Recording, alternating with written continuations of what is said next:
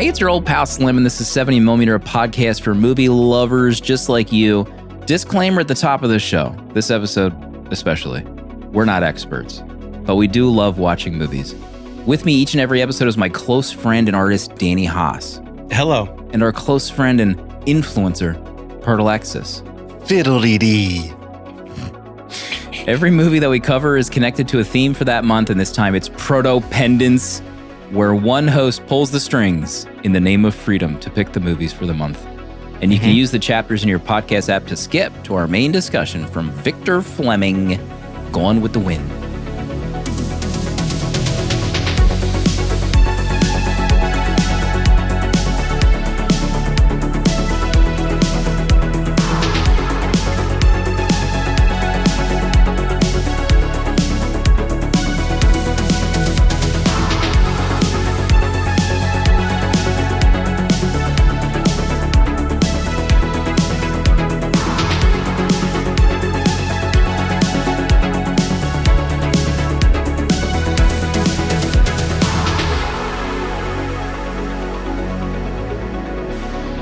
Notice how some people enunciate the G's, Fleming, like Zach Baggins from Ghost Adventures. Do you know anybody that enunciates G's like that? Fleming. Zach Baggins. Going. Yes. Going? Yeah. Going. Some people enunciate the K's really strong. Like. You ever meet those? Oh, God. Those folks? Yeah, who's the director of Megalopolis? What's that guy's name? Francis Ford Coppola. Francis Ford Coppola, I think, does that. A lot of K's. That's the big story tonight, enunciating G's. My secondary big story was corporate fraud. PlayStation will no longer be making physical game discs. They're bowing out of the physical business. That's crazy. Per your thoughts on Sony's cowardice? Well, let's be honest. You know, they're losing out on money, right? And if you're losing out on money, they're basically committing sins against themselves, right? Are you going to let people not only take a disc, then resell it themselves at a discount? Yeah, that's money out of their pocket. I mean, think of their shareholders. You know, the money they're missing out on, the value. It's something to consider. If there's one thing Proto's always talking about, it's value. Yeah. So value and content. Those are the two things that get me up each morning. Every morning I wake up to a text or a DM from Proto talking about value and content, ideas. What was that Bruce Lee screenshot that I took? We need emotional content. Can we post that in Patreon chat? You got to find it. Oh, man. Please. You got to find it. Art, can you DM Proto that screenshot so then Proto can post that in live chat? Yeah, I mean, the only things I can post in live chat are just more things of Slim. Which I don't know if I should. Some of these. Just go ahead. Be careful. They need emotional content in live chat because they can't post GIFs or photos. So you might as well just. Yeah, might as well. Jeez, I got to expand this to see the whole thing. Gone with the Wind and all of Proto-Pendants this is our ad read, brought to you by CANOPY Watch Company. CANOPY believes life is an adventure and every day is an opportunity to discover something new. And this is a real ad. We're giving away a free CANOPY watch this month to celebrate Proto-Pendants. Their Field 1 automatic watch. All you have to do is tag your reviews on Letterboxd this month with 70mm pod. I'll show the watch right now if I can get a close up on my camera here. Show it. Can I get it in there? Look at this. Can I focus? Camera, focus now. Your camera sucks. Here, I'll do mine. It's focusing on me still for some reason. Well, that's it. Danny's got it too. Let me do mine. Oh wait, that's not it. Damn. Luke in chat, is this a real sponsor? Yes, this is real. Listen, just like Squirt.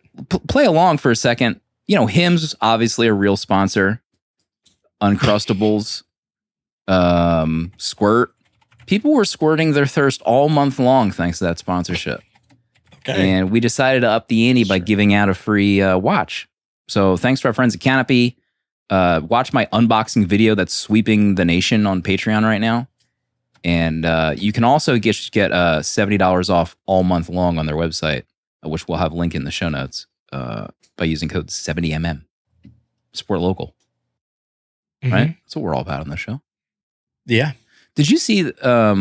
We haven't officially announced on the show, but we are doing a meetup this year in Philadelphia. News coming, but there's a watch show happening.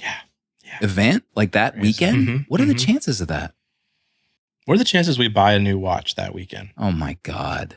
Meetup watches. I'm sweating. I mean, the three of us together could there be encouragement to buy a watch? I know, at a watch convention, at a small business watch convention. Isn't it micro brands too? Or Yeah, something it's like all micro It's brands. all Oh my micro brands. God. We're screwed. Support them, please. Yeah, please support small businesses. Yeah. Just a reminder, we're going to be playing the game from last week where we guess our letterbox reviews just by a few sentences. A lot of fun last week in the post show. We're going to get back into it later in the uncut episode, so stick around. Pardo, what did you watch this week? You get into anything fun? I did. I got into some stuff. I'm back. I'm back on the movie train. Okay. I watched The Bride. Oh, Hell yes. wow. Hell yes. Maggie Gyllenhaal. I mean, we love her as an actress. The master. Correct. Yeah, one of her generation's best. I've been saying that for a long time. But now she's in the director's chair. And this isn't her first movie, but this is her most recent one. I mean, it came out this year. And this got real mixed reviews. Yeah, people were taking their belt off and I don't get it. dukeying. But, it's already being reclaimed, I think. Yes. At least within our Discord. Hell yes. There's a movement within our Discord and in our community, people loving this movie. Danny, you talked about it last week, I think. A couple weeks ago, yeah. Yeah, you gave it 4.5 stars. I gave it 4 stars. I was surprised. This, I've read some reviews, people saying like, it's kind of out there, it's wacky, the plot's kind of all over the place. I was surprised at how much it felt to me like an art house movie, almost like a student's film, like the crazy swings and like wackiness of this. And I think that could easily go wrong, but I really enjoyed it. I thought it was great. I mean, it has great performances. Jessie Buckley, I would not be surprised at all if she gets nominated. And for win. this? I'm saying back to back. She might go back to back. A back to back with Bride? With Bride, yeah. I mean, that'd be incredible. It would be incredible. And I would not be surprised, because she plays not only one character, she's really playing 3 characters in this movie. Spoilers. And spoilers, she transitions between them seamlessly, like in the role. It's very cool. And then Christian Bale's in this, and Another master. I love Christian Bale. Not just in this, I'm a fan. Be brave and say it. Not many people are saying it. You might be the first. I haven't heard anyone say this in years about Christian Bale. But I love him. And then, Maggie got her brother Jake in this. And no. Yeah, and this might actually be a spoiler because I don't remember seeing him in the trailer. Maybe he's in it but yeah, he's in this, and he has like a smaller part, but it's so good. Yeah, I loved it. I thought it was great. Our sweet Annette Bening. Annette's back? Oh, right. She's my back. God. Slim, you haven't seen this? No. Honestly, I was excited to see it, and then it's you just let the like, people, you see? Extended diarrhea in my letterbox feed and in our Discord. This was disclosure and I was day like, for me. I don't know anymore. The poo-poo police. The poo-poo police were out making arrests. And So I need you to get I on hid. this. So yeah, I say watch it. Okay. Yeah.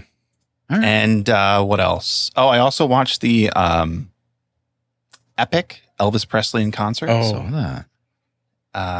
Yeah, I was folding some laundry, put this on, and it's great.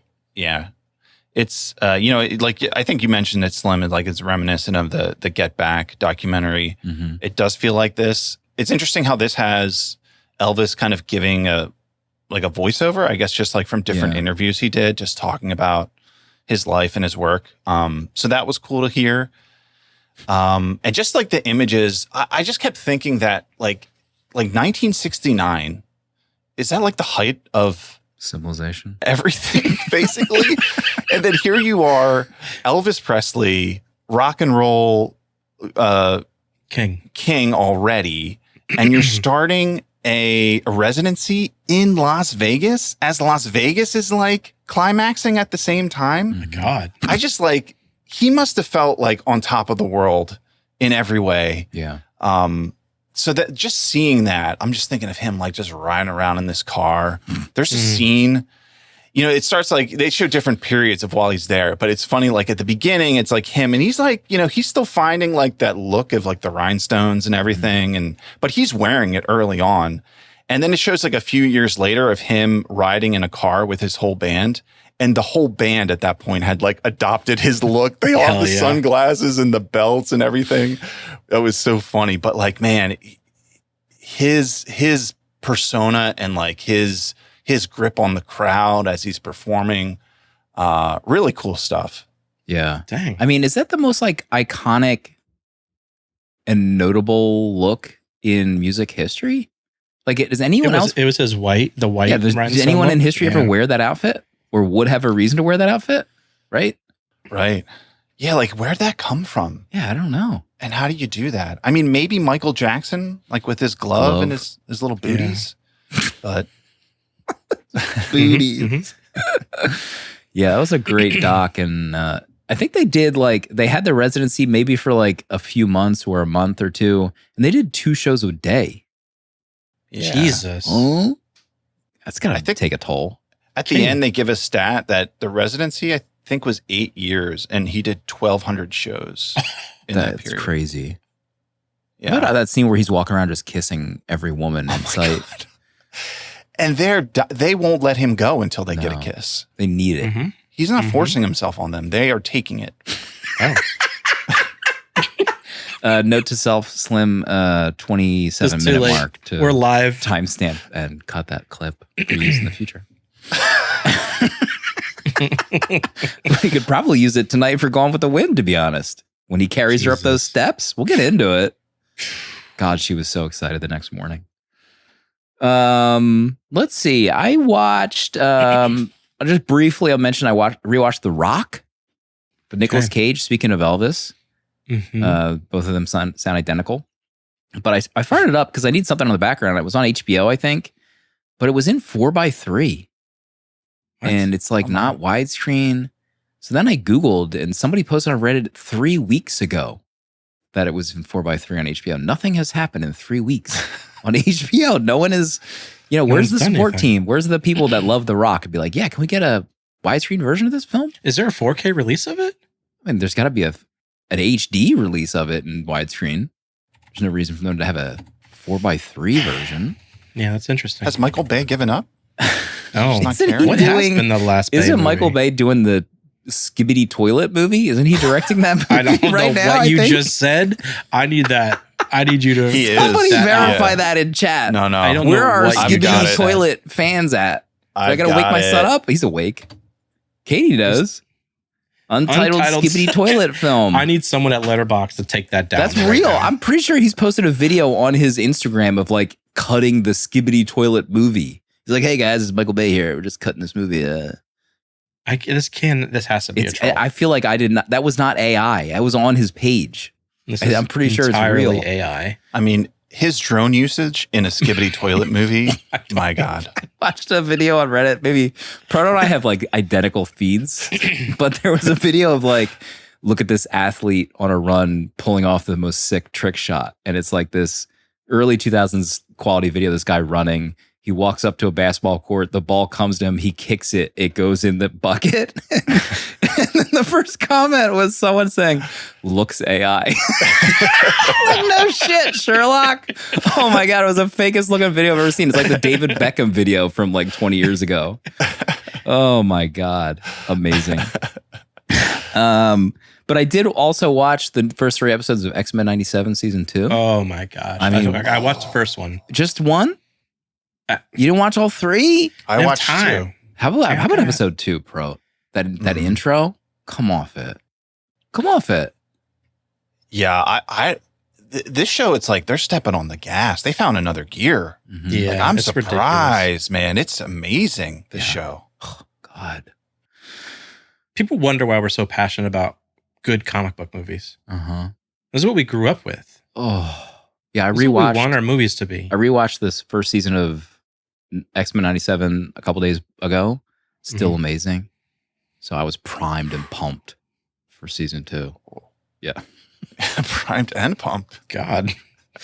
I'm just being honest, folks. This is the uncut episode. Okay? I can say things like that. apparently, yeah. I can allude to things like that. Yeah, You're right. Danny, what about you? What did you watch this week? I watched a couple of things that I want to talk about. Please. It's your night. Hold on, pulling up Letterboxd. So I had 2 plane flights to California and back. So I'd only wanted to watch one movie each way and try and sleep. But the Sense and Sensibility trailer for the new movie came out. And apparently people are mad that the women, in this film have their hair down. Oh, you know about this? Is that not period appropriate? I think that's what it is. And there's like an angry Jane Austen side of TikTok that I found myself on. And they were really upset about this trailer. But in our Discord, Mackenzie of ADP dropped some knowledge on me that I should watch the original, I guess I don't know if it's the original, but the 1995 version of Sense and Sensibility. And I found it, Delta has it. Delta knew. Delta's on the pulse of cinema. They knew that I was going to be on there and needed to watch this film. So I fired it up on my flight. And I was absolutely smitten with this film. It's Emma Thompson in this is, that's the reason to watch this film, in my opinion. She's absolutely goated. I didn't realize that she's the one that wrote the adaptation of Sense and Sensibility for this movie that she did. So she wrote and performed in it, but she won the Oscar for Best Adaptation. And she's still the only actress in Oscar history to win a writing and an acting Oscar. Wow. So she's an absolute legend. And this film is so good.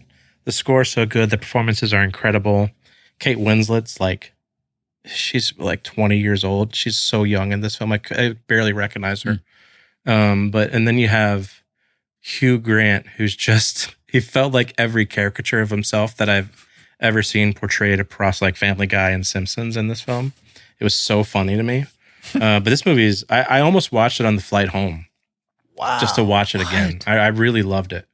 Obviously gave it 5 stars. Is your, not to go off topic, but your Delta flight, did that have the Starlink internet?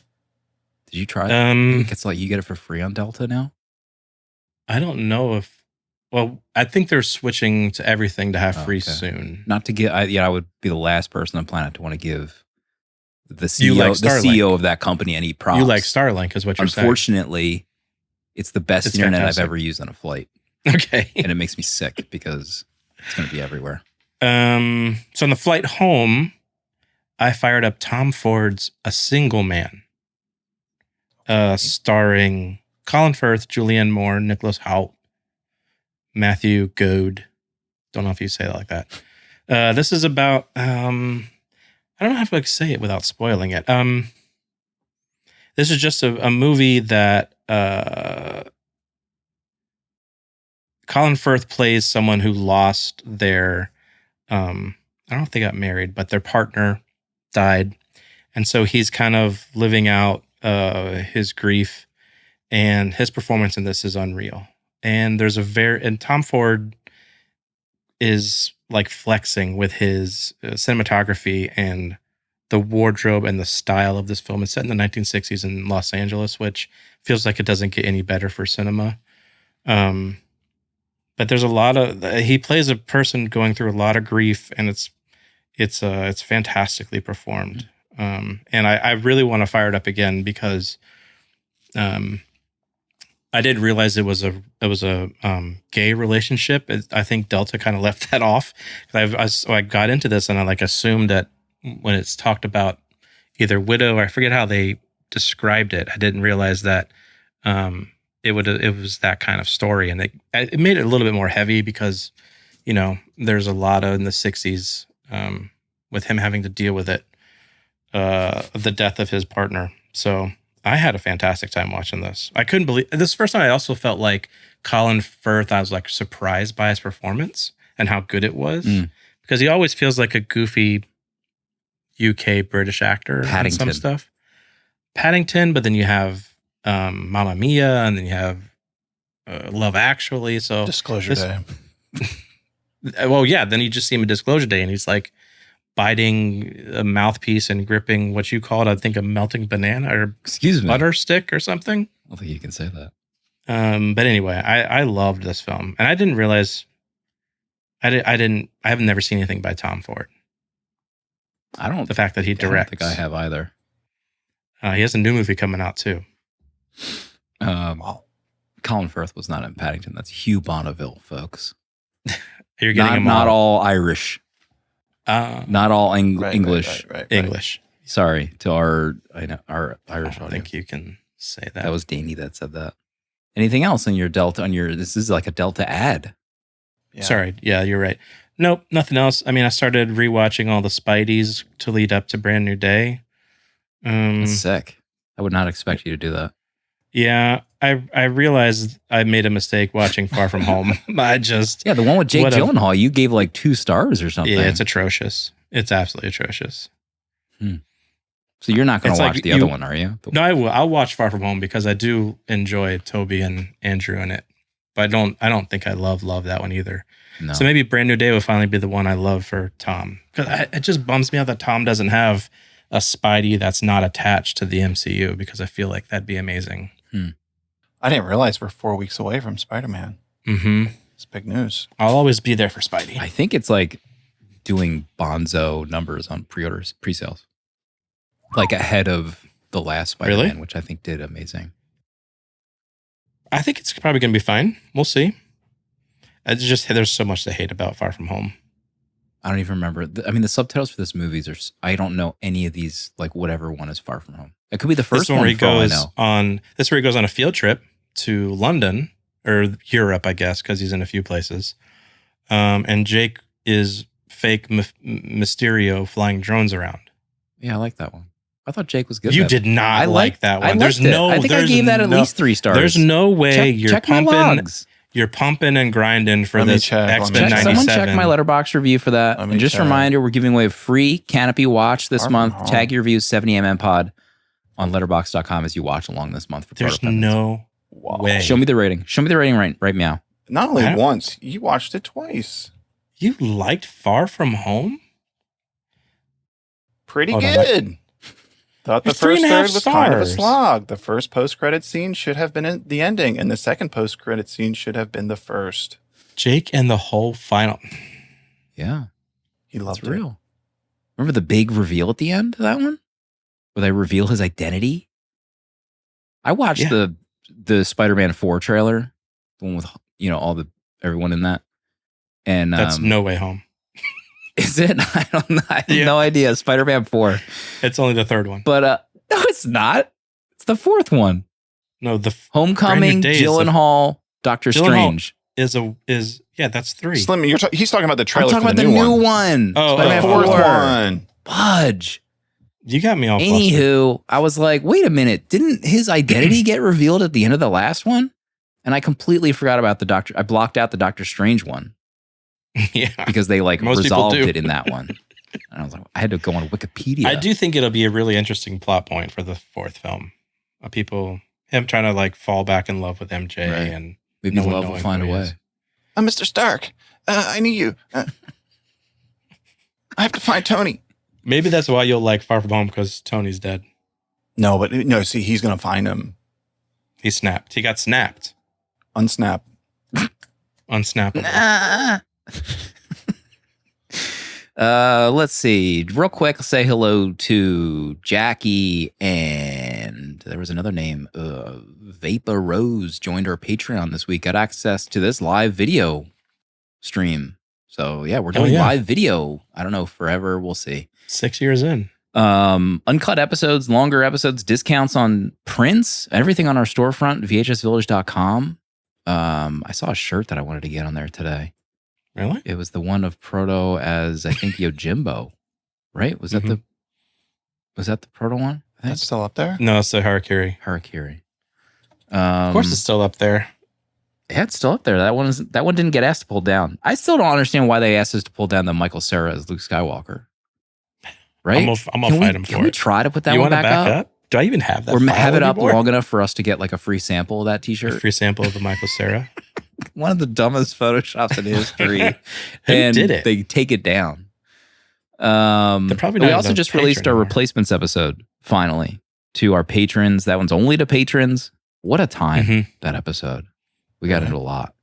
Did we? But we need to get into a lot more right now with Gone with the Wind. Episode 318, 1939. According to inflation, Mhm. the most profitable movie, maybe not profitable, the biggest box office in film history. Still. Gone with the Wind, 1939. Victor Fleming. Last we heard of Victor, we covered The Wizard of Oz out the same year. Dude was cooking. Proto, what is Gone with the Wind? Scarlett O'Hara is a Southern belle looking to hook herself a husband in Ashley Wilkes. Ashley marries Melanie, but temporal things like marriage and civil war don't stop Scarlett from achieving her goals. Surviving the Civil War, Scarlett seeks to rebuild her life on her family's plantation by marrying a man who solves her financial issues, all while rebuffing the ongoing advances of Rhett Butler. But after her husband dies, she gives in to Rhett and achieves her dreams of stupendous financial wealth. But her quest for Ashley Wilkes continues, and she is haunted by her vices and personal tragedy that will drive her back to where it all began. Gone with the Wind. Whatever it takes. Is that just what you think what Scarlett was saying in the mirror every morning? Right. Whatever it takes. Unbelievable. We'll get into it right now. It's time. Proto, what's your history with Gone with the Wind? Did you watch this growing up? Was it on TV? Do you know anything about it? I was trying to determine that because I did see it when I was young. At this point, I want to say it was probably 30 years ago. Well, maybe not. Maybe I was a young teenager. And it had to be a movie that my mom put on. Now, I don't know if she would have like put in a VHS and say like, let's watch this. Or if it was just like on TV. I can't remember how we watched it, but I definitely saw it at least once. And it was impactful enough that there are lots of scenes in this that I remember that stayed with me over time. So like when I would think of this movie, just the famous lines that are in this. And I wonder like why they stayed with me in that way. I don't know if it's like my mom was like giving me commentary as we were watching this or what, but this is a movie that I'm familiar with, but had not seen from beginning to end in a long, long time. Yeah, like I'm the same way. I'll never go hungry again. I think that line is burned into my brain, but I had no idea that it was actually from this movie. I just thought it was like some old movie, and I never knew what it was from. And then obviously frankly, I don't give a damn line. But I think this was probably on TV when I was growing up. Like I've talked about my dad being a movie buff, and I honestly cannot remember his opinion on this movie. Damn. Maybe for the better. That's true. Pleading the fifth on that. But I remember like this being, hailed as the big one. This is the greatest movie ever made. Historic. And it's kind of like, Wizard of Oz is in one camp, but then Gone with the Wind is like viewed as like, this prestigious production almost, like more historic than Wizard of Oz. And just like a grand epic. And that's just mainly what I remember about this movie. So I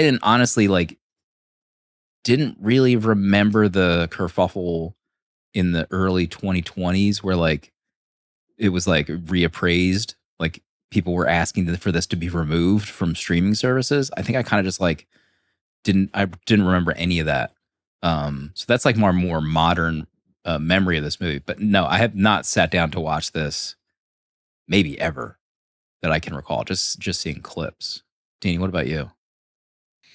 No, I've never never sat down and watched this. And my only kind of exposure to this film, which I feel like is a lot of cinema for me because of just living around Disney, is the Great Movie Ride here we had. And at the end of the ride, there was like a giant kind of clip show of just a bunch of different film and cinema through the years. And there's a shot of Rhett carrying Scarlet up the stairwell, like the big shot.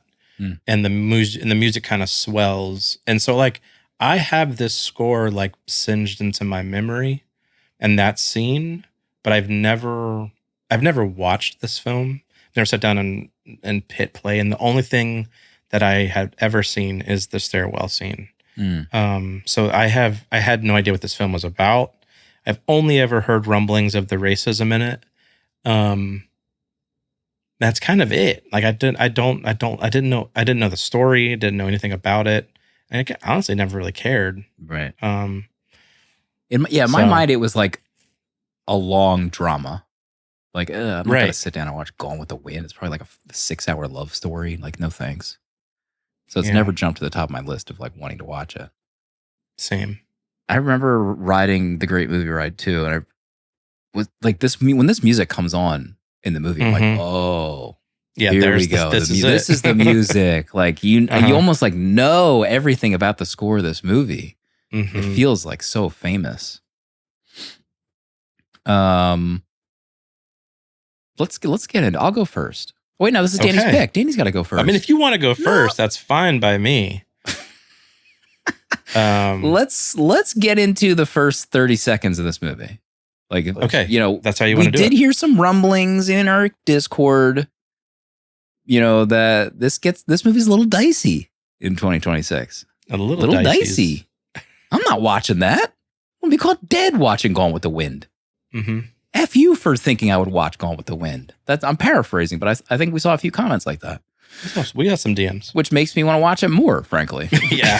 So, I don't think anyone knows how the mind of Slim works. We can get them to watch anything. Welcome to my mind palace. So on HBO, it's a TCM production, Turner Classic Movies. So you have, someone giving a little introduction and talking about like, essentially like it was a different time back then, my friend. But it's important for us to watch this movie and, and take it in its like cultural context. And maybe that was added after the kind of request to take it down, because there is like a slight talk in the beginning of like, let me see. I wrote some of it down here. The film's treatment of this world through a lens of nostalgia denies the horrors of slavery as well as its legacies of racial inequality. It's not only a major document of Hollywood's racist practices of the past, but also an enduring work of popular culture that speaks directly to the racial inequalities that persist in media and society today. So it's like, yeah, there's some bad stuff in here, but it's important for us to watch it and discuss it so that we don't forget it. And then I'm like, okay, that's a pretty good intro. And then, the opening crawl appears. That's where George got it. And I was like, okay, this, music pumping here. There's text. And I'm like, wait a minute. Huh? What? No. Like, it's just essentially saying, there was the land of cavaliers and cotton fields called the Old South. Here in the pretty world, gallantry took its last bow.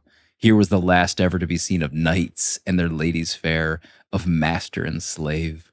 Look for it only in books, for it is no more than a dream remembered, a civilization gone with the wind. And I was actually like dumbfounded by this opening crawl. Like I didn't know we were going to go that hard, that fast.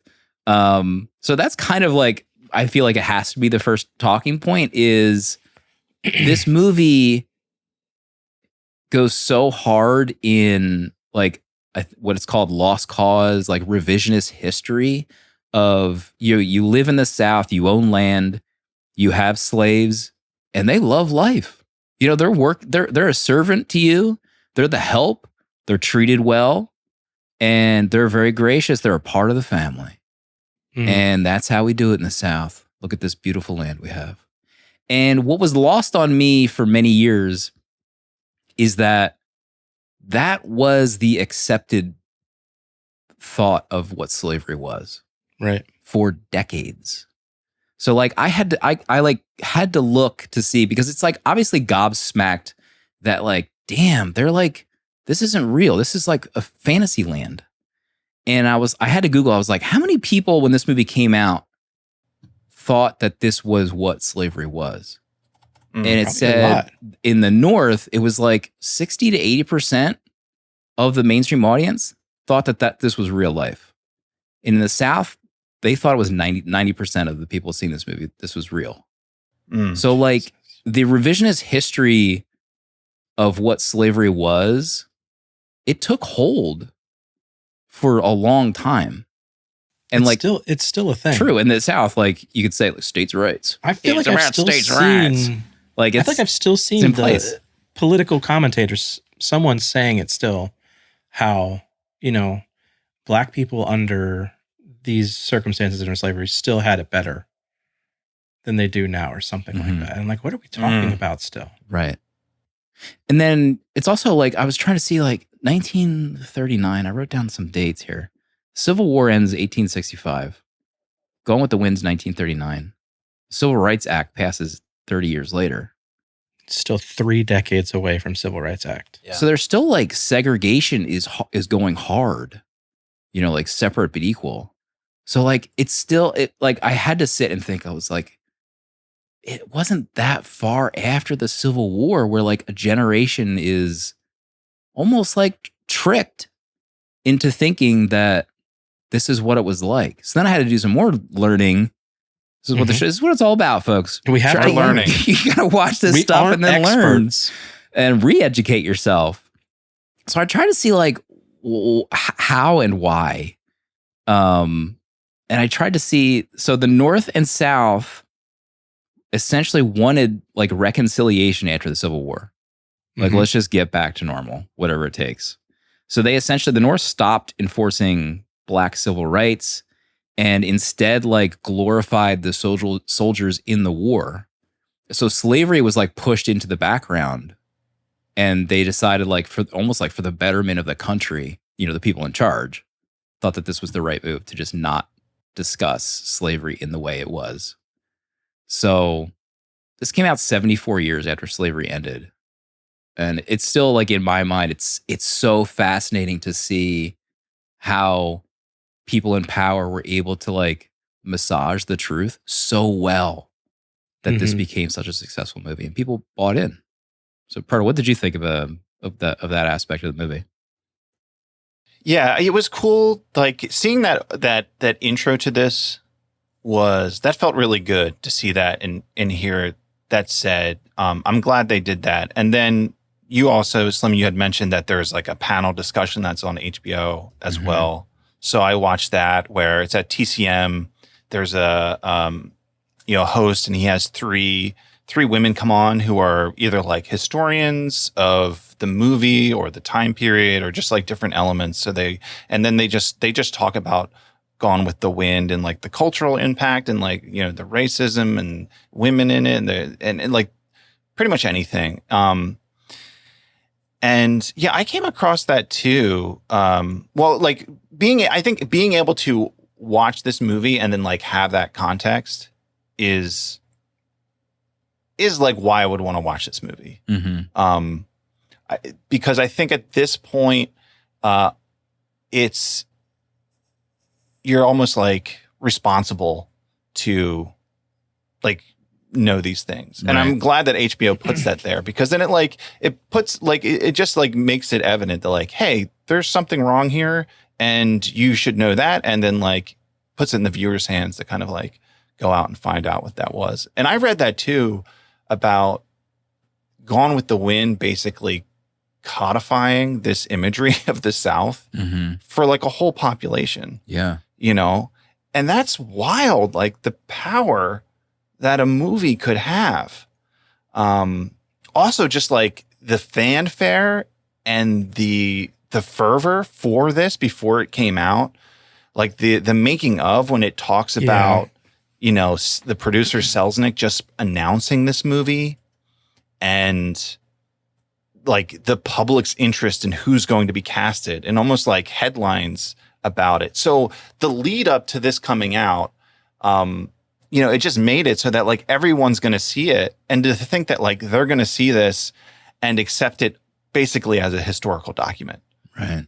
And take it at face value, which is like not what we would do now, and that's one of the interesting things about this. Now it's like we take it as like a look into 1939 more so than a look at like the Civil War.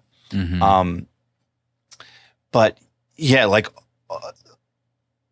I think all of these things these elements of this movie is fascinating to digest and learn about. And, I kind of feel like, man, it's crazy that as an American, most of my knowledge about slavery or the Civil War didn't come through my education, of like reading books and assignments from teachers. It came mostly through media, and like through movies, which is pretty damning, I think, to think about of like, right. There's so much that I just don't even know now about this period.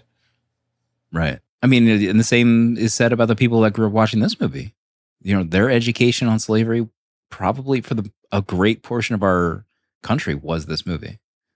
Like the happy slaves, happy to serve on the plantation, this beautiful land. I'm so lucky to be here. And it's just so crazy. So I wish like my parents were around for me to ask them like, what did you guys think of Gone with the Wind? Has your perception changed? Like, yeah, I'd love to know because like, I think I read that the writer, her name escapes me. I should know this. Not sure if you remember. Margaret Mitchell of Gone with the Wind. She grew up in the South having the information passed down to her right. of what it was like. So she wrote it based on that. So it's like her parents retelling the tales of what slavery was really like. And apparently the book is even worse where a lot of the men, maybe all of the men suitors in the movie are in the Klan. Right. Yeah. You could probably theorize that every man in this movie is in the Klan. Right. Yeah. And that wouldn't change the movie really. Which is like I mean, visually, I think it would definitely change this film. But like, they have slaves. It's not far fetched that they would have Klan membership. Right. Well, I mean, I think of like the two main male leads though of like Ashley and Rhett. Even though there's like slavery all around them, they're almost, I feel like, given a pass in that like Rhett doesn't really care about anything and he's a roguish character who's unseemly, but he does chivalrous things and he has like a righteousness to him that everybody ends up like respecting. Like, and then Ashley, like he has that line where he's like, oh, well, after my dad would have died, I would have, released all my slaves anyway. And then kind of like gives him a pass. Right. So then like the men that you're seeing in this movie are almost like presented as good guys because they weren't really into the whole slavery thing.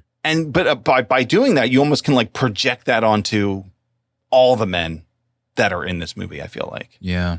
I also read that David O. Selznick, we should say that like, when I say 90%, 80% of the audience thought this was legit, the black population did not. And they were like not happy. Right. But having said that, like what white person in 1939 is reading, publications from the black population? It's got to be zero, like 0.001. Right. So they're not paying attention to anything that community says writ large. I also read that like Selznick, like I think he did approach those groups, say like, yeah, I'm gonna do my best to portray this in a light that I can. So it sounded like there were camps in his writing team that like wanted to show slavery for the realistic, awful portrayal and life that they had to lead, while their other side was like, we need to portray like the romanticized version of it.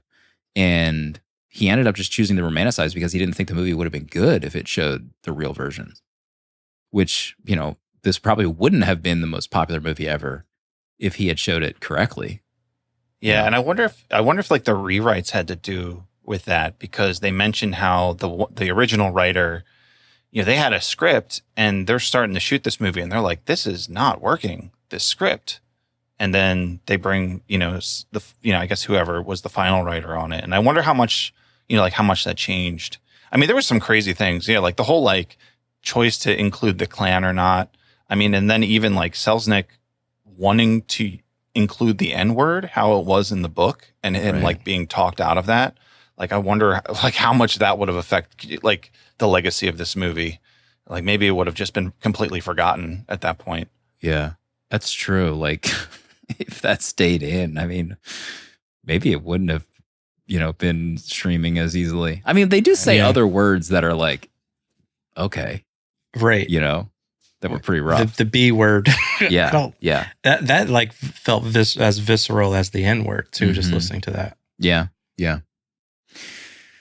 I mean, we'll probably cover a lot more of this topic, but Danny, what's next on your list? I mean, my first topic was to lean into the racism. And I think one thing that, I mean, you guys made incredible points about it, but for me, this was like the first time watching a film with like this kind of blatant kind of racism that I just like really felt bad watching it. Not like, you can watch things from like the 80s or the 70s and it's like a racist comment or a racist portrayal will happen. Rush Hour. Like, oof. Any of the Rush Hour movies.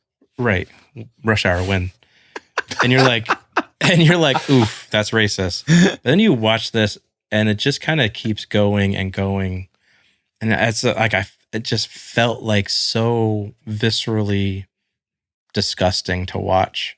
And it's fascinating how well they do it too. Like, I can understand how people bought into this being an actual, like, this is like the truth. This is a documentary of what happened because of how well this movie is made, like how well the story is told, how well it's portrayed. And it's just, it felt so like icky, like the entire time. Like Hattie is in this movie the entire time. Butterfly McQueen as Prissy. Prissy is in this film the entire time, and it's always in your face. And even Pork, the other slave. It's just, I just like anytime they're on the screen, it's like, holy shit, this is probably one of this might be the worst film I've ever seen racist, like racially, because it's so visceral in this entire film. And literally from the opening crawl. The Prissy stuff was so almost like unwatchable and just brutal. It's almost unwatchable. And it is unwatchable. In the panel discussion, they talked about Prissy and gave her rave reviews, the actress, for her role. And they talked about how part of the process for being a slave at the time was, essentially like playing dumb. They were playing a role themselves to not get in trouble, to stay safe and survive. So they're putting on an act themselves just to be content and alive. Like, I'm not going to cause any problems. I'm an idiot. Like, what can you do? Yeah. So that put like her role in a whole other light, and made me just like reevaluate the other roles like in the house and all the other houses. So having like the context of some of those scholars discuss the roles was pretty good. I think that's like a really interesting and compelling part of those characters, but unfortunately they don't make that a part of the story in any way. Like there's no, like, these are pure, these characters are purely props. Like they're one dimensional. These are just like the slaves of the household that kind of follow Scarlett through her journey in her life. And they're not given, you're not given any insight. And you just have to, as a viewer, you're just like told to take them at face value. Right. So even though that is like really interesting that like, oh, maybe this is how someone would act in this position to protect themselves, but it's just not explored at all in the movie. And that's right. There's never a clip where that we're in like the servants' quarters and it's Hattie and Prissy and Pork sitting around. and they're just talking normal. She's not putting Right. on the act anymore. We don't see that like would have melted minds in 1939. right, Like right. that would have been. We don't cut see her that immediately. that Prissy's putting on this act for them. Yeah. So like, there's no way they would have added this to this film, which would have been fascinating Yeah. to see. And then to continue talking about the race before we move on from this, Hattie winning for her role, the first Black American Oscar, Mhm. and she's segregated at the Oscars to sit away from the white cast. Yeah. Like we're like, Yeah. if that's not, it's like there's like so many I guess red flags is not the right word, but it's like are we not understanding this still? Right. Like she's segregated from her own cast, and she's winning the Oscar for her role. Right. It's so Mind blowing. bizarre, the levels of it, because at one stage you're like, how could they do this in 1939 and people believe it? But segregation is still a thing. So Right, like there's Yeah, still, exactly. you know, we're not on easy street. Not that we are today, but like there's still deep levels of racism happening in the country. So like you could say like, yeah, that makes total sense that like this propaganda machine is working because segregation is still alive and well. Yeah, man, I think the Klan is like running rampant in like the 1930s at that Right. point. Yeah. So they're like at their strength. But that you can go and watch that, her winning the award. I Mhm. watched it today, this afternoon, and man, it was like emotional. Like I started crying just like knowing that context of her being segregated at the awards and then like walking up on the stage. And her speech is very short. It's like maybe 60 seconds, but just like her humility and just like accepting that and like the things that she said, gosh, it's really powerful. And just knowing everything around it, it's worth watching. I mean, truthfully, I'm honestly surprised they even gave her a nomination Right. being Black in 1939. Yeah. Not that I'm giving them a praise for being progressive at all. Right. Yeah, yeah. But You I'm almost just want to watch a kinda documentary shocked. on how this even happened. Right. Right. You know? Yeah. This is like Abraham Lincoln. This is like Daniel Day-Lewis, Abraham Lincoln making. It's like how does the mind even wrap around? We'll give you an Oscar, but you can't sit near us. Like what? Right. Like, I can't sit at the same table. We can't share the same water fountain. We'll give you an Oscar. Like that. It's like I don't get it. Didn't they say that too in either the documentary or the panel, that there's like a story of like on set there was the black and white bathrooms until like Clark Gable like put an end to it. Yeah, I remember that anecdote. I think that was in the panel. Maybe giving her the Oscar was another cog in the machine of further like Sure, more solidifying propaganda. the story, more Yeah. propaganda. Like look Not how that good she doesn't we are. earn it, Look 'cause how she good is we great are in as the white film. people to the Black community. Right. I don't want to take away from her performance because Hattie is great in this film. But man, Pro? My first point is I think just the way this really to me feels like this time it's just like a 4-hour soap opera. We're following Scarlett O'Hara, and she wants Ashley Wilkes bad. God, she wanted so So bad. bad. I mean, this man gets married like 15 minutes into this movie, and Scarlett spends the next 15 years or 10 years. I don't know how long it feels like 15 years. It does. She spends years and years not giving up that she's going to have him. And I kind of love, like, I don't watch soap operas, but I love the mechanics of this one of just like,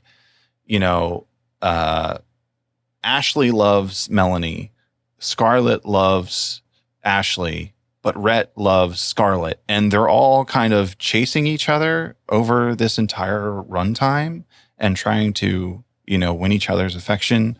And I found those 4 characters, I thought they're all like pretty interesting and have like shape and desires and things that are pulling them in different directions. And then I think the writing is great in this, and like the dialogue I really enjoyed. And I just found myself kind of like sucked in to the drama of trying to marry a married man already. Not only that, but she gets, how many times did she get married in this movie? Three times, I think. 3 times. I yeah. mean, Her 2 previous husbands die. And yeah, Scarlett is such a fascinating character. I couldn't that's the word for it.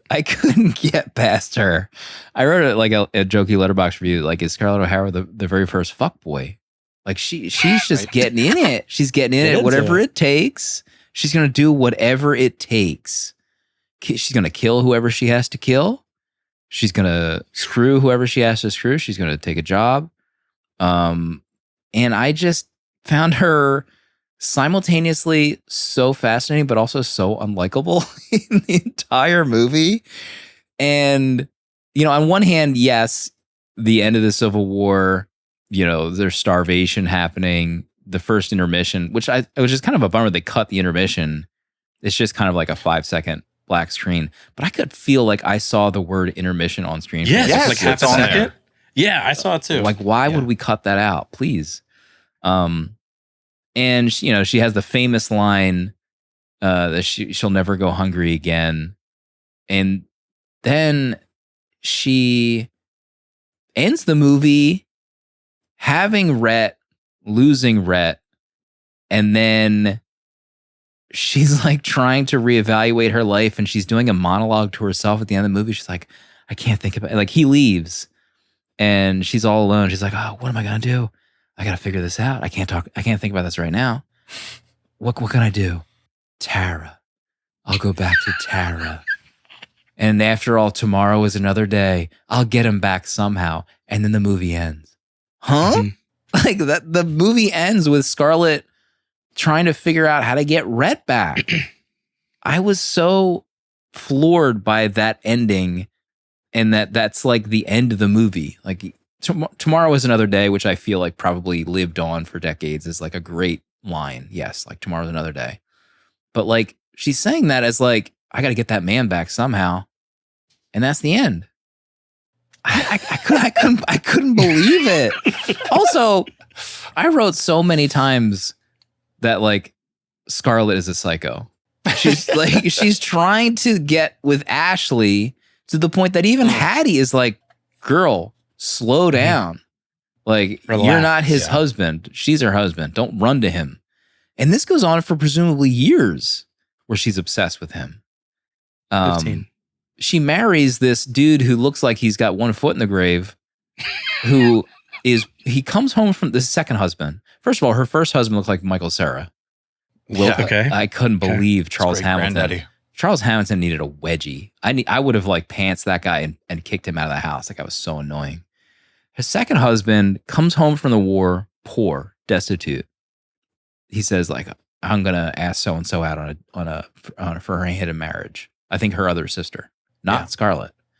Next time we see this guy, he runs his own furniture business in town. How the hell did this guy get that business? He's cooking. I don't understand the logistics of being no money to your name. You weigh 60 pounds. The next time we see this guy, he's wearing a 3-piece suit. He's running a furniture business in town. No explanation that I'm aware of. And Well, then she marries him, and then he dies. That's husband number 2. Well, you could be homeless, I think, at the Civil War, and you still have a 3-piece suit. Everybody's got one. Yeah, it's like a pair of sweatpants. Everyone's got one in their closet. Yeah, I mean, that is like crazy. And then, I mean, the fact that like this is the guy Scarlett's sister Sue Ellen has been waiting the whole war for. Yeah. Mhm. And in an afternoon, Scarlett's like, well, I got to save the farm. I'm just going to marry this guy just and take him right from underneath my sister Mhm. without like, and no remorse. Like maybe like a one smirk and like she darts her eyes like, maybe I shouldn't have done this. But then she's over it. She is just like so Insane. brutal. And it's for all How of it about- for the land, which her dad gave her the $300. speech in the front of the movie with that amazing back shot. Background Uncle shot. Billy. Excuse me? What? I mean, Scarlett probably took a few of those in many of these marriages. We can do it. We'll cover it in post, guys. This is uncut. What I'm saying is, What? the idea that like the land, did I write down the land sign? Did any of us write that land down? Land sign? Land? I did write, I think. Line Did I write down? The most important thing I think you can have is land. And that was instilled in her from the start of the movie. And that like stayed with, her all the years with Tara. And it just like, she would do whatever it take to keep the property and the house, no matter what. And, maybe some more just Southern, was it antebellum? Mm. How about her dad being Uncle Billy? Yeah, I couldn't believe that. It's a Wonderful That Life. was Uncle Billy. Yeah. Yeah. Danny, your thoughts on Scarlett? I absolutely hated her in this film from beginning to end. But really, it was funny because when it starts out, when it's got all the guys around her, she's trying to win all the hearts. And she's so annoying. And it's that for a while. And then we have the moment where she's working at the hospital. Melanie's giving birth, and she has to fight her way back with Melanie, saving the child on the coach. And I was like, oh, cool. She's going to be like a badass now, different kind of person. She's not going to have the same, whatever, trying to get all the, marry Ashley anymore. She's through with that. She's a badass. She's running the farm. And then she just slips back into it again for the rest of the film. I'm like, she's the most annoying character. 4 hours of her in this film. I couldn't get over it. But I think my favorite moment of hers was what is done to her by Rhett when he makes her not throwing her down the stairs. When he makes her go back to that party. Oh my God. In that red dress to face the crowd. Lord After have her mercy. affair was revealed. After the affair was revealed, and Melanie just kind of walks up and doesn't smack the shit out of her. God, she looked incredible in that dress. But that scene was like, oh my God, a great scene. However, she didn't get her comeuppance in that moment because Melanie didn't give in to the other cheek. The rumors were. I think that is the comeuppance. Oh, interesting. I think it made it worse. How about the affair? Back then, 1939, is them just like hugging. The scandal between the two of them. Although, to be fair, they did kiss several times, I think, by that point. Yeah, the fact that there's like 3 separate long scenes of Scarlett trying to seduce Ashley in this. And even like what you're saying, Danny, about like, not only does she like grow or become a different person, she might just like get worse as this movie goes on. That's probably true. Like thinking about, because you're like, all right, she's lost her wealth. Her farm is barely surviving. All right, she stole her sister's, fiance, but maybe she's trying to get on track. But then she gets the sawmill, and she's let's just use this labor like we would slaves. And and she's like remorseless. Oh my God. And then at the end, Melanie on her deathbed, you're like, I'm thinking, is she making a move on Ashley while Melanie is dying in her last breaths? I mean, that's what Rhett thinks in that moment. And of course he should. 100%. Yeah. It's crazy. All-time bad woman. Nice catch. Bad woman. Yeah. Just a wild character. Like there's so many levels that I just can't wrap my head around. I don't know. Very strange. I just snorted at my own notes. These 4 lines, just out of context. Ashley arrives. Quote, he's her husband, ain't he? Idiot Scarlett. Ashley, you dumb fuck. He kisses her again. Pa gets fucked on a horse. Rhett in jail.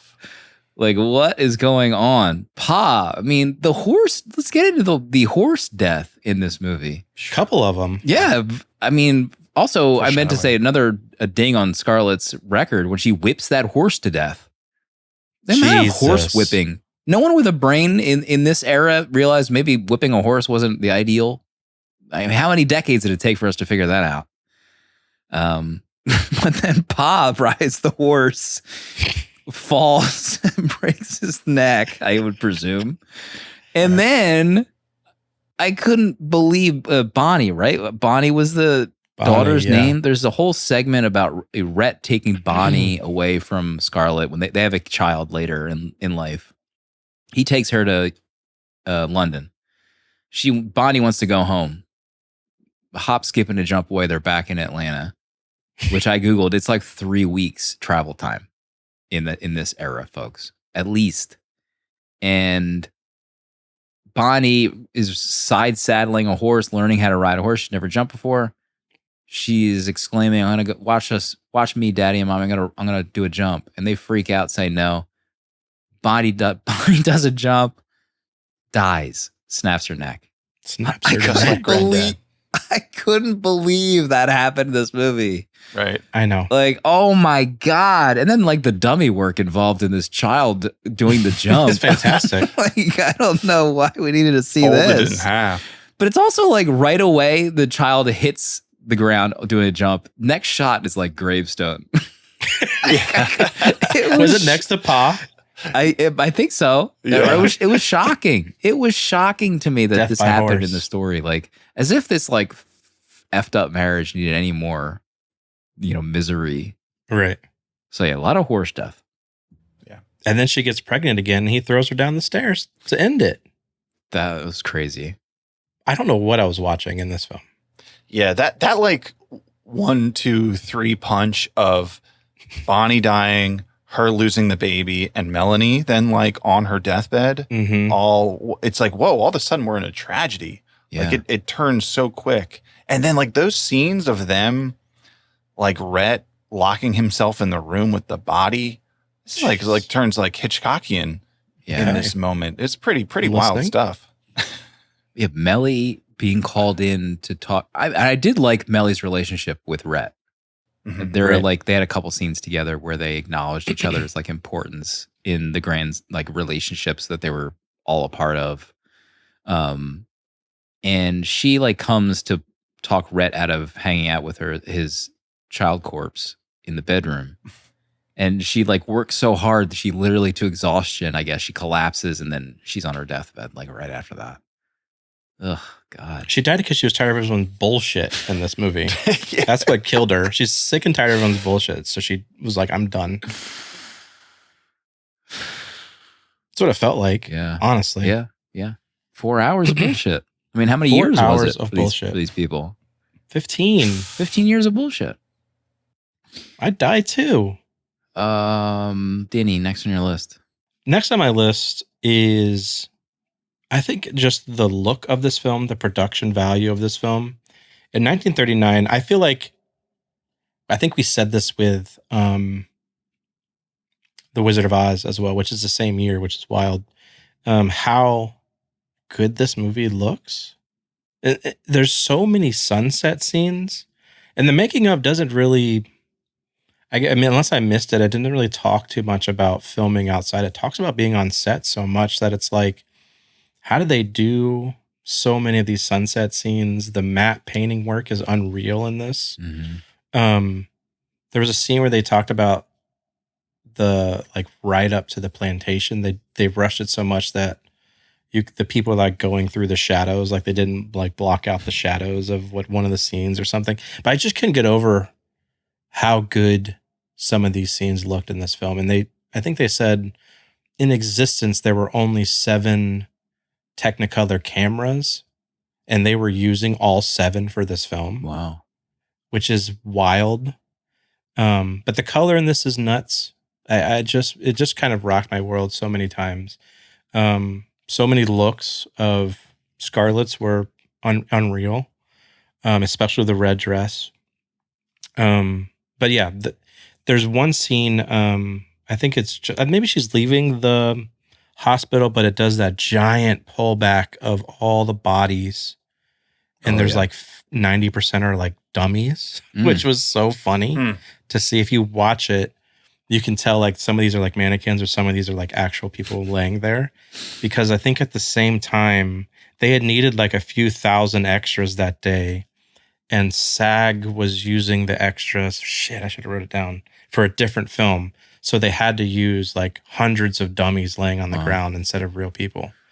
That was a Simpson homage as well. That scene. Was it? There's a scene where there's an episode where Homer takes a free trampoline from Krusty the Clown, and he like sets up a trampoline in his backyard, and kids are like getting hurt from jumping too high and like falling out of it. So there's like a scene where it just shows like Oh my God. a long shot of like 1,000 kids injured That's from so using the funny. trampoline. Oh my God. So stupid. Anyway, just some incredible shots in this film. And the way that they were able to create this movie on a back lot is insane. They showed the Terra house and how it was built on a lot, and like you can just see like California buildings behind it. So they had to like matte painting around it to make it look like it was a plantation in the middle of Georgia. But we're in a lot in California, which was wild. Yeah, it looked cool. There was like a party scene where they did like a projection. Did you see that? Yeah. The old guy was like talking to the crowd, but it was just obviously a screen of a They were crowd. flexing with some of this stuff. The sunset, like even to start the movie with her and her dad talking, and the camera pulls back, it's like, God damn, this looks really good.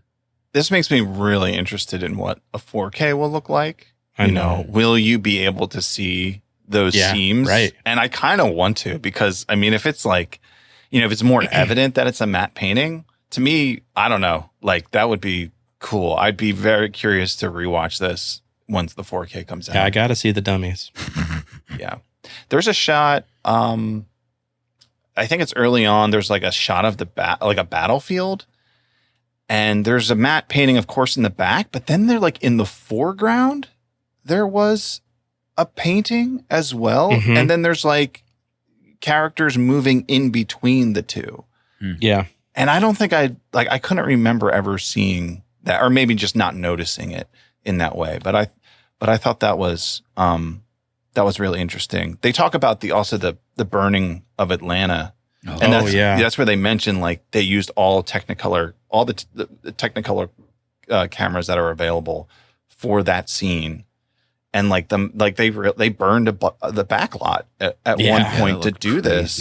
I mean, it's really amazing. There's like a shot of like the crowd of people there, Selznick's there, like definitely coming on set to see them burn this down. Right. Yeah. But even like they talk about the engineering, because like the guy, he created like this bespoke system to control how big the flames would be at different points during different scenes, and like the most, I guess, complex scene of the movie, but really incredible just seeing that. They look dangerous, exceptionally dangerous. Yeah. Robert in chat, cinematographer Ernest Haller was one of the goats of that era. Also did Rebel Without a Cause, Whatever Happened to Baby Jane, Captain Blood. I remember my dad talking about that movie. So yeah, some other classics. Dang, he's done a lot of movies. 144 movies. Guy did some work. Pardo, was that your point, or do you have another one? Me? Was that your? Sorry, was the matte paintings your? Oh, I think that was. Well, that was me. I wanted to talk about Clark Gable a bit. Yeah. Yeah, this is really fascinating. I don't really know much about Clark Gable, but the documentary talked a good bit about him, and really that like at this time, I guess he was. I mean, they called him the King of Hollywood, and they talk about the public's interest in this movie.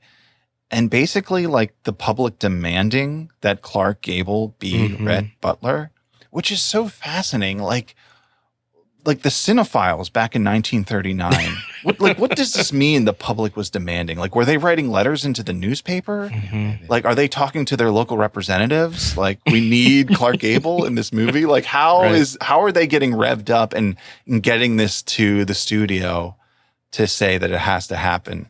But it talks a little bit about like the machinations to make it happen, because Gable was under contract with MGM at the time. So for Selznick to get him, he would have to like either buy him or get a loan of Clark. And they work out this deal where he gets to have Clark Gable, and then MGM secures like the profits for the first 7 years. Insane. Of Gone with the Wind. which seems like a pretty good deal, I guess. Yeah. It's an insane deal. Like, is this movie making any money after the first 7 years? Like, I mean- how does that work?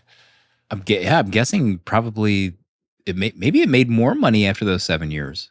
You know, considering how long it's been heralded as like the greatest of all time. Well, I'm sure at this point, like eventually, like you have VHS sales and stuff. It was But a like, gamble at that point. yeah, are they like still showing it in theaters 10 years later? Yeah, they have to be. Mm. I mean, I don't know how that works. Yeah, I'm curious. But Clark Gable, I mean, I love him in this. I mean, he's so suave. He's like, to me, an incredibly natural actor. His delivery, oh my gosh, we share a birthday, November 16th. Oh my God.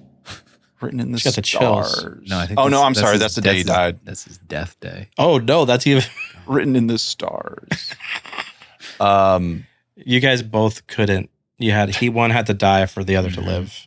Oh, maybe I am Clark Gable reincarnated. All right, relax. You never know, Danny. I like it though. I like it. But yeah, I love him in this. I think him with Vivian Lee, like their chemistry, I think is really great. Yeah, I love it. What did you guys think of him? No, I did like him too, and I think you're right. He does feel like such a natural, and it made sense as to why people demanded Clark be in this film because of the fever for this film. I mean, it's kind of how I feel now with Ryan Gosling. It's like I'm demanding him to be in everything. So I guess maybe Gosling's our new Clark Gable. Oh, but you're right. He's such a natural, and there was never a time when I'm watching this like this is a 1939 film. Like he's so good at what he does that I bought the Rhett. Mm-hmm. yeah. I liked his character, and I think I liked him a lot in the first half because, you know, he wasn't a part of the war, and he was also just like making veiled comments about the cause and how people like were living in the past. So I was almost like, oh, maybe Rhett is kind of Right. you know, against slavery, or like, you know, what the South historically is people are in love with. But then in the second half, I think it was the second half, or at the end of the first half, he is like, I've been an idiot. I'm going to join the war. I need to get in there. I need to get in the front lines and fight for the South. And I was like, damn. Rhett, no. So yeah, that part obviously not great. And in the second half, I mean, he has some like crazy lines when he's hanging out with the Scarlet, and he buys her that hat, which is a pretty adorable scene where she puts the hat on wrong, or she thinks she put it on wrong, so she reverses it, and then she does it wrong anyway. And Clark is like talking to her. He's like, "You need kissing badly." So there was a lot of like, you know, subtle lines that could be read, you know, in other ways. And there was also a point, I think he said like, at some point you're going to say you love me, or I'm going to make you say you love me. I think it's like also one of their earlier meetings. And then his relationship with her through the Ashley stuff was pretty fascinating to see him deal with it. So yeah, just a pretty, I don't know, like the character was, it feel like it did have to be Clark Gable. You know, maybe everyone was right. He did pretty well. I wonder if it was in his contract that like he gets to have the mustache no matter what. Because it seems like in all of his photos, yeah, he like that was his look, I guess. Mm-hmm. They said he was a millionaire. I have to look up real quick. A millionaire in 1861 is... He's got to be like a trillionaire now, or his family.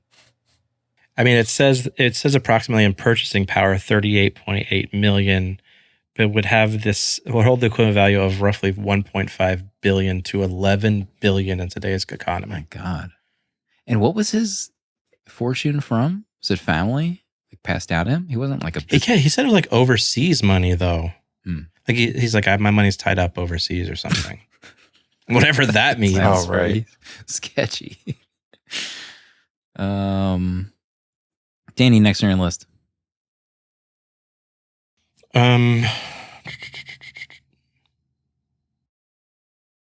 talked about Red. We talked about Scarlet. I think that's kind of it for me.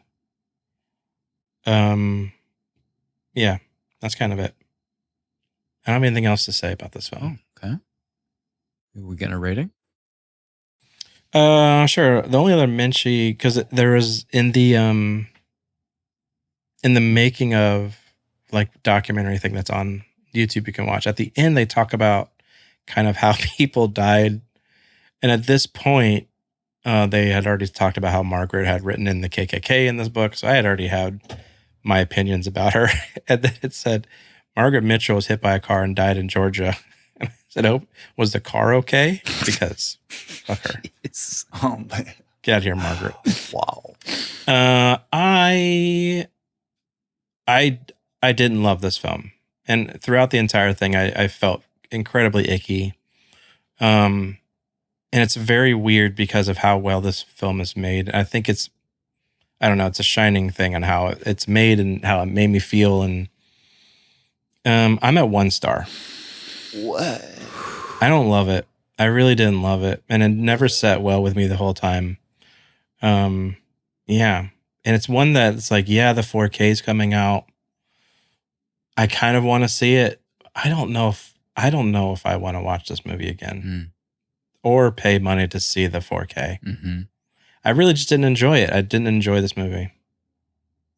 Wow. Yeah. But I'm happy to have watched it.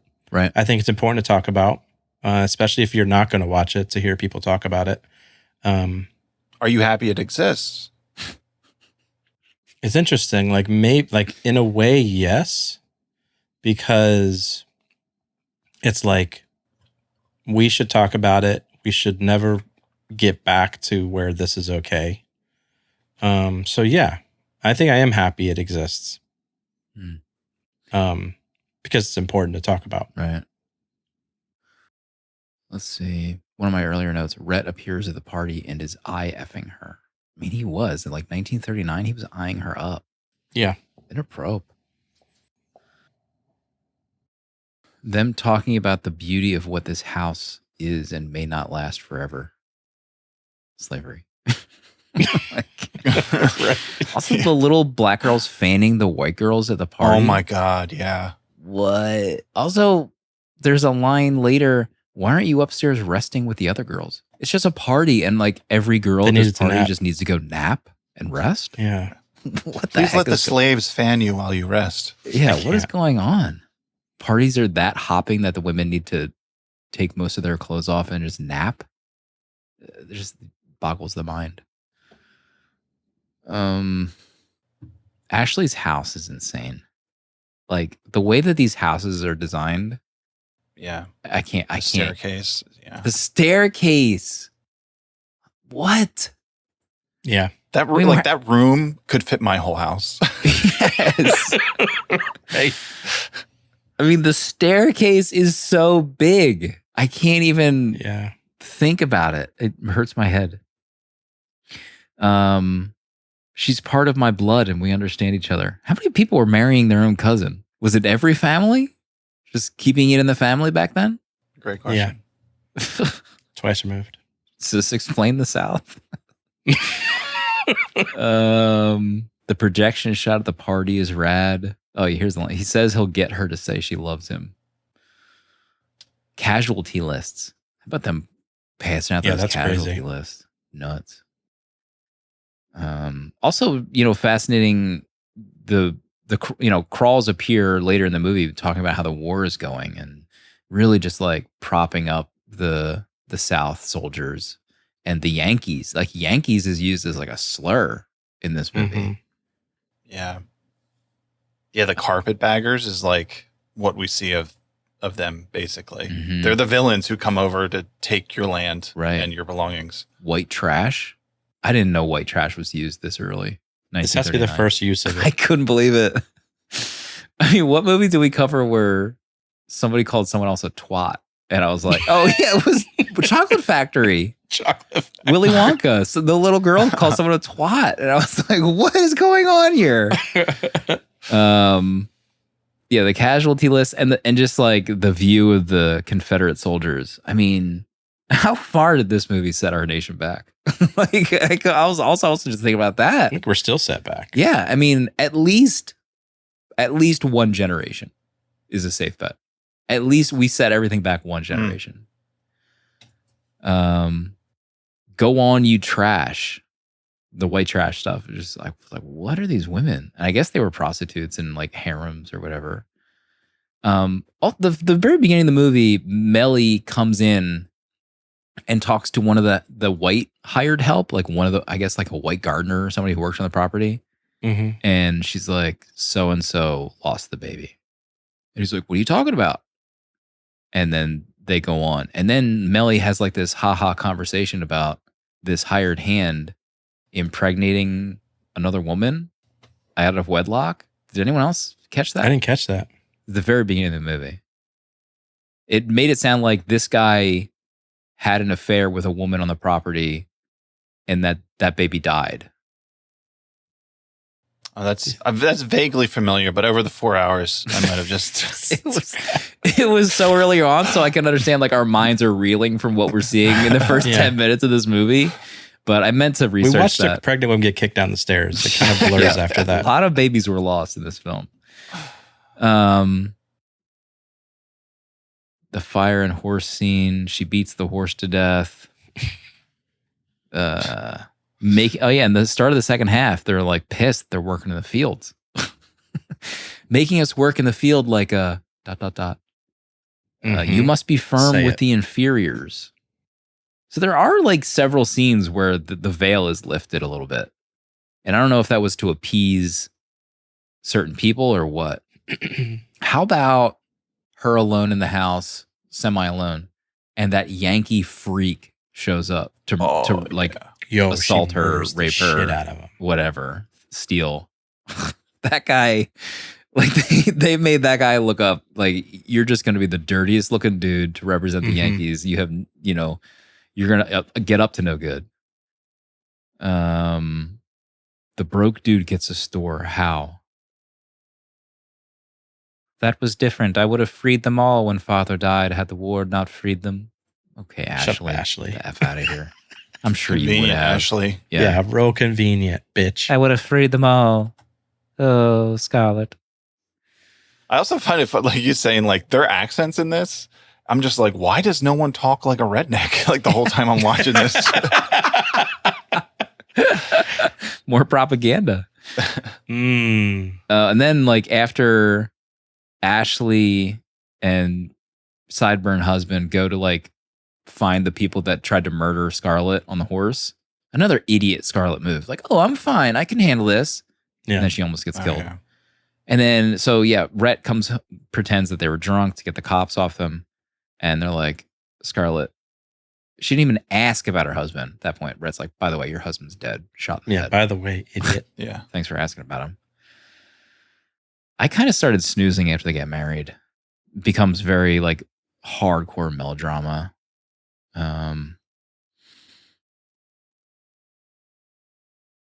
This is so they have this big argument, and Rhett's like, "This is one night you're not turning me out," and then he carries her up the stairs to have his way with her, which I thought was very forward for 1939. And then the next morning, she's giddy as a schoolgirl in bed about what transpired the night before. Fascinating. Right.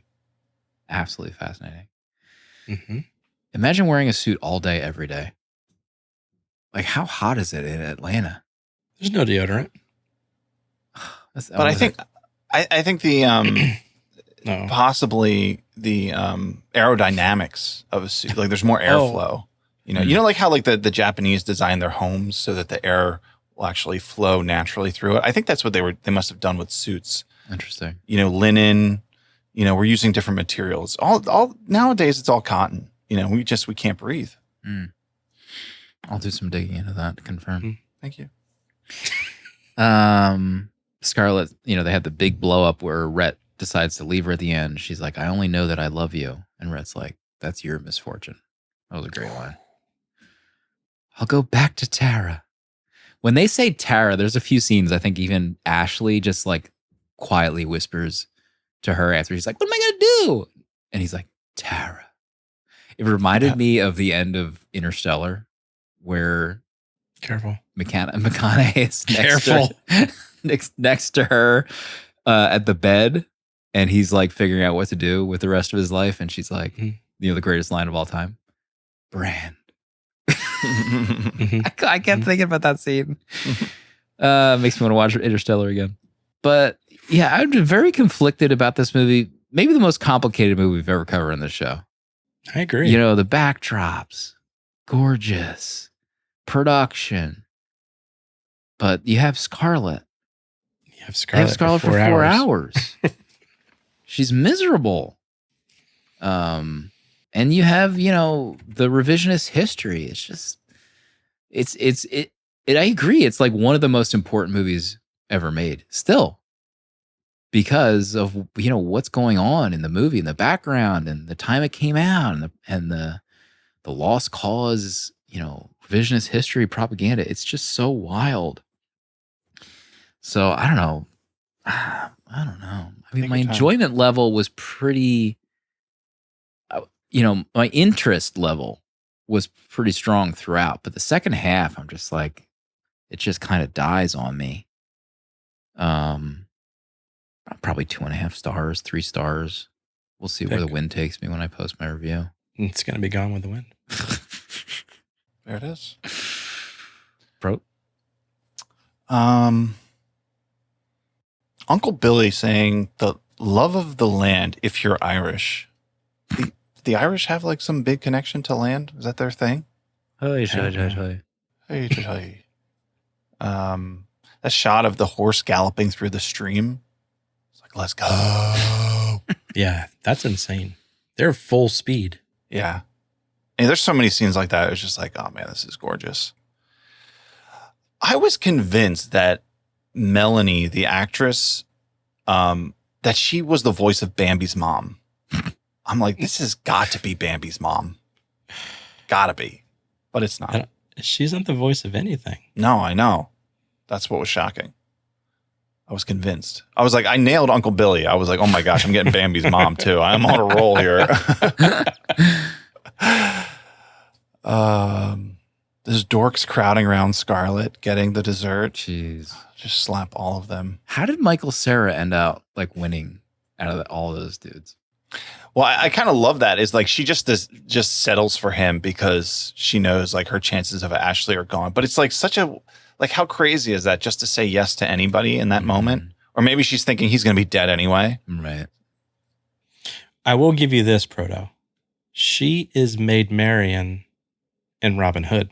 Oh. The Adventures of Robin Hood. Okay. Okay, wow.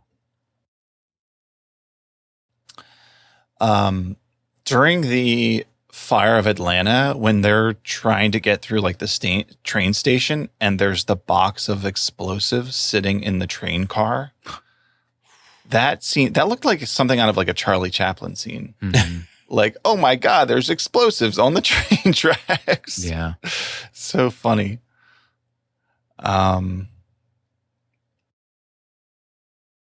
Yankees call it the Great Invaders. Yeah, the fact that like there's the carpetbaggers and there's that one scene of the coach and it has like there's the black guy in the 3-piece suit and he's like coming into town like, here comes the freed black man going to steal all your wealth. It's crazy. How about the scene of them talking about, you know, giving the land to them, but then also trying to secure their vote in upcoming elections? Did you see that? Yeah.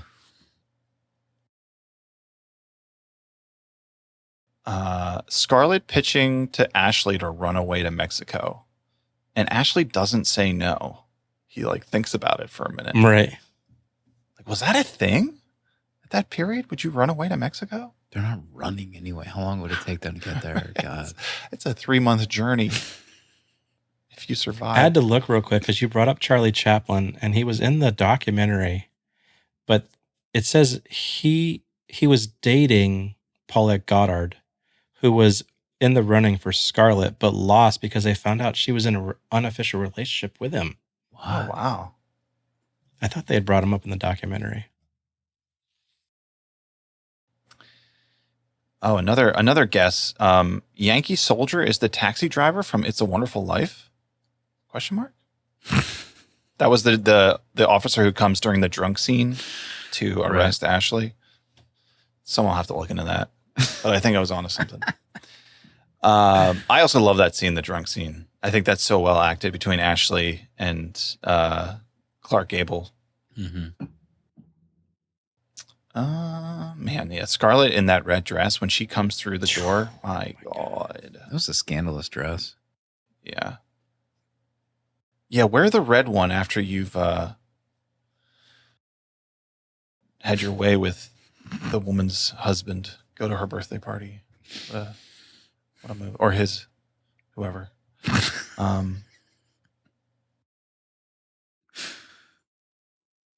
You think I'll put my child in the dark when she's so scared of it? You're right, Proto.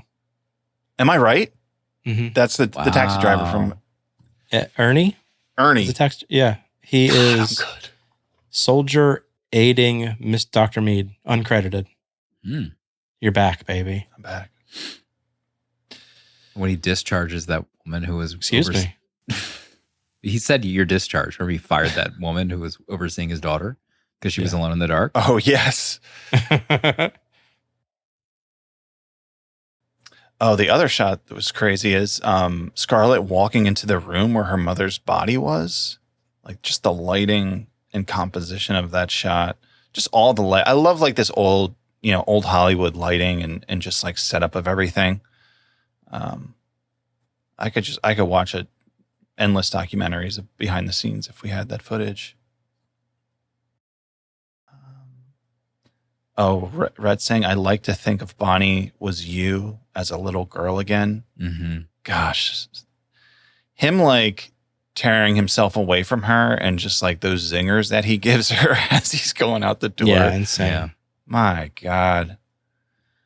I'm fascinated by the response to this movie, just like reading some of the reviews that have come in and how people, I think, handle this movie and how you consume something like this that has such a history and has such controversy and has such issues and problems with its portrayal. So there's so much baggage to it. So I think it's endlessly fascinating, that conversation. For me, I don't know. I feel like I can kind of step away from that part of it. And I guess still appreciate what it is as a movie more easily. Okay.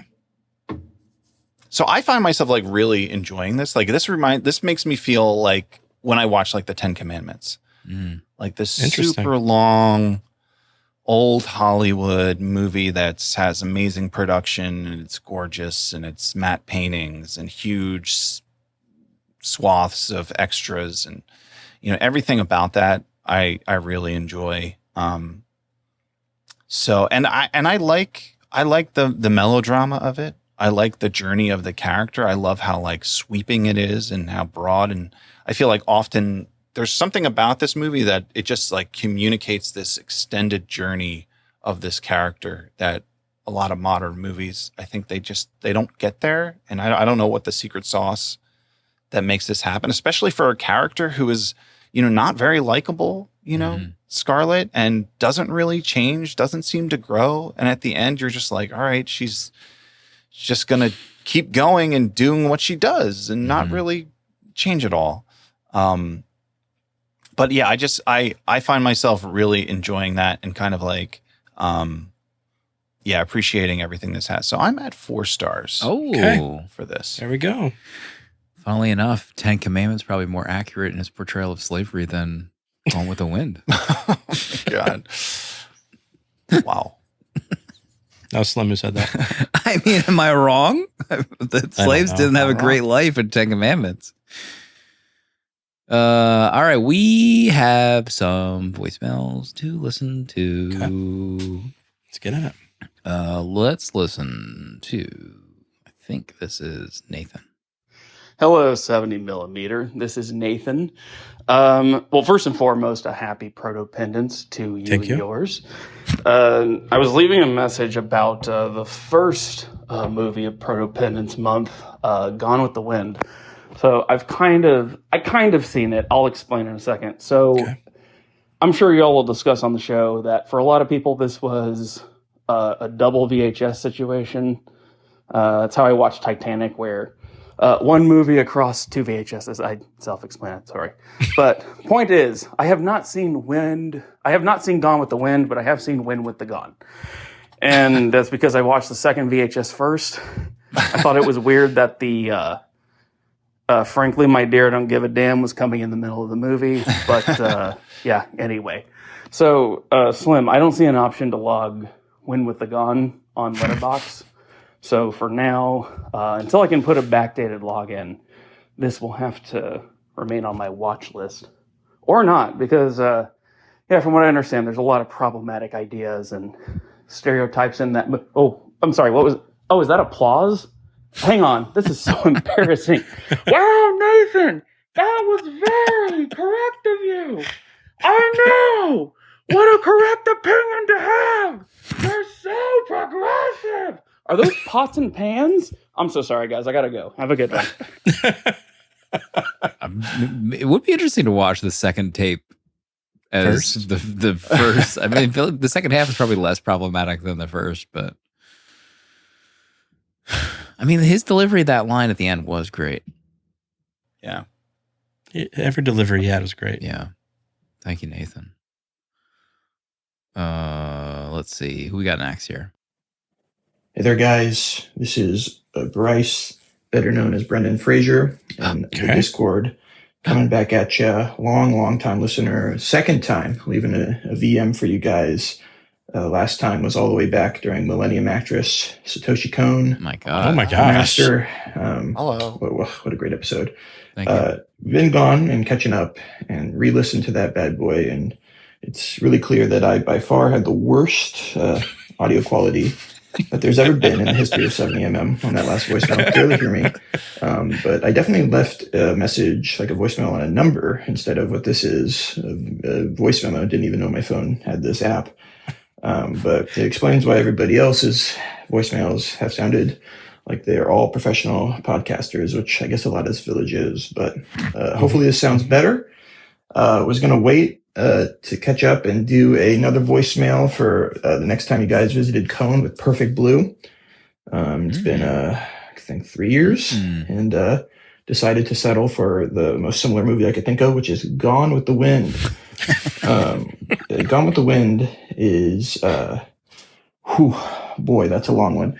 And, you know, I even think for the time, sorry. Oh my God.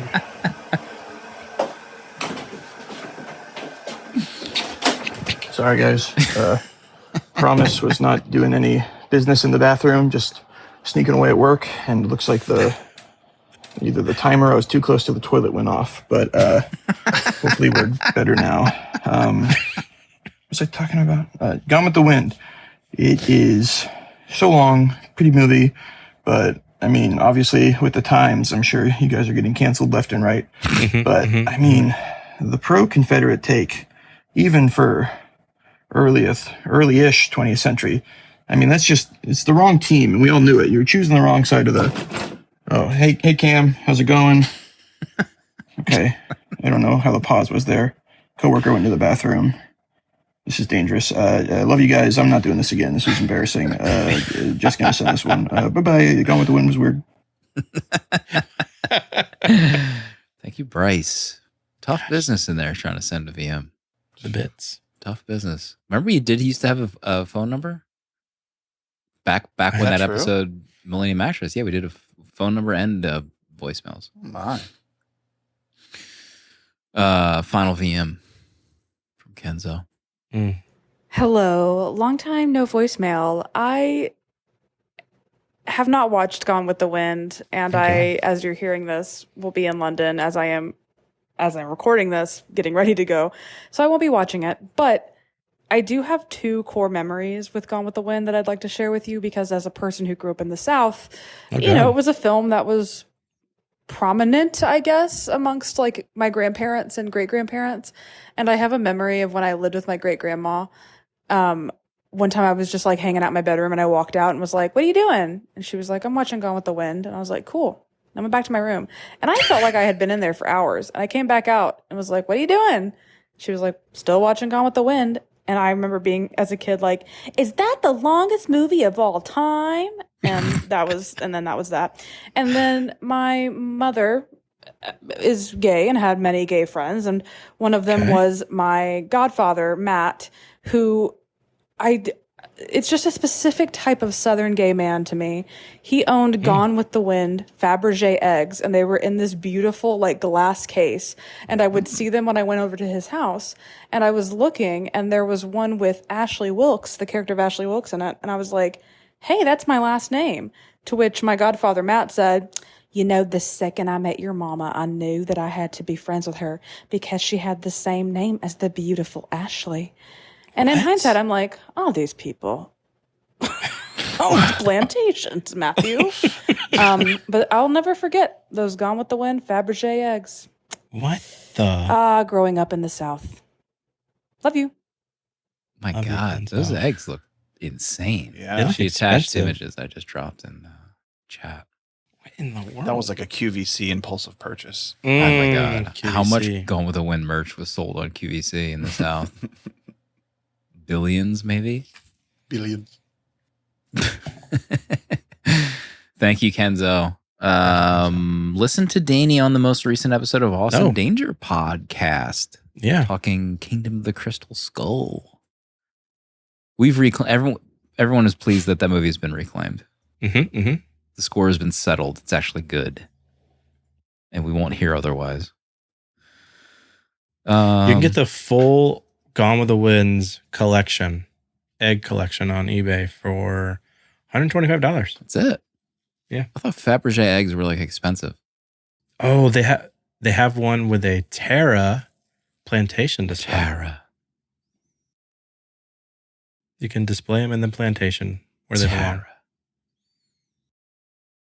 Is it my turn next week? It is. Might be. Finch Big one. heads, rise up. Mm-hmm. Rise. It's our time again. 2002 Panic Room. Jesus. Was this Masters. Masters list? Masters theme, Proto? Yeah. That was Masters my on option? Masters. Multiple masters. Oh. Fincher and Foster together. And Stewart and And Whitaker and Yoakum and Leto. Let's read the IMDb synop for Panic Room. A divorced woman and her diabetic daughter take refuge in their newly purchased house's safe room when three men break in searching for a missing fortune. This was early DVD buy for me. Okay. Formative film, which I have not watched in a very long time. Streaming on Hulu. So if you have the Hulu Disney bundle, you could probably watch it in Disney now. We'll see if it holds up. Our dear friend Sean Fennessy left a review. Get Okay. this. Rear Window and Rope have a baby born with white boy cornrows. Fincher. Forgot Jared Leto does have cornrows in this movie. Yeah. It's a different time. Are we going to escape anything racist in this? Oh my month? gosh. I remember First, the whites rewrite history. Next, they steal culture. They steal it. I remember thinking, sometime after I first watched Panic Room, and I was like, was Jared Leto in blackface in Panic Room? I honestly couldn't remember the answer to that You question. just remember the cornrows. I mean, we'll settle it next week. Okay. Pardon, any closing thoughts this week? Yeah, closing thoughts. Gone with the Wind, of course, problematic and maybe on one side of things, but as I was doing research and thinking of other things, something else I did watch as a young person that watched with my mother was the miniseries. I don't know who put this out, but called Roots, which is based on a book, and it's about 5 generations of a black family from their journey from Africa, being enslaved to eventual freedom. And the miniseries, I remember watching that and it blowing my mind, and probably being one of the things that influenced me and showed me another version of what history was like and what it meant to be a slave. So if you're if you're want to maybe a palate cleanser, I would recommend looking into that. I know there was a more recent one made, I think, in like 2016 as well. I don't know anything about that one, but the one from the 90s has like LeVar Burton and a bunch of other great actors. But that really stayed with me. Also, while reading, there was talk of W.E. Du Bois's book, Black Reconstruction in America. And when that book came out, it kind of was, kind of like giving like this alternate view of what this period was like for Black people between 1860 and 1880. So I put that on my reading list. So, hopefully, in this time when we watch Gone with the Wind, it can just lead to more enlightenment and understanding of the time. So those are my recs. God, everyone's got a lot of homework to do. Yeah, homework, baby. A lot of homework. You thought Gone with the Wind was it? You thought this was over? You got more to do. Thanks everyone for listening. We'll see everybody next time for Panic Room.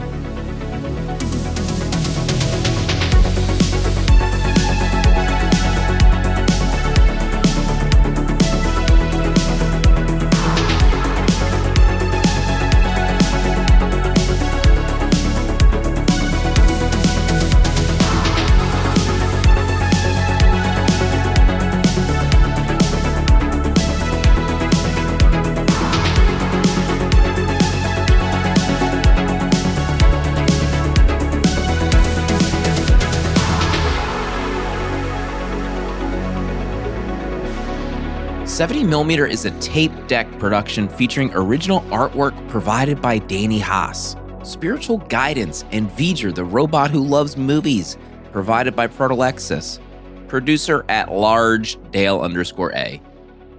Music for our main show, numbered episodes composed by Tim McEwen of The Midnight. Prints and other merch are available at 70mmpod.com. This episode was mixed, edited, and produced by me, Slim.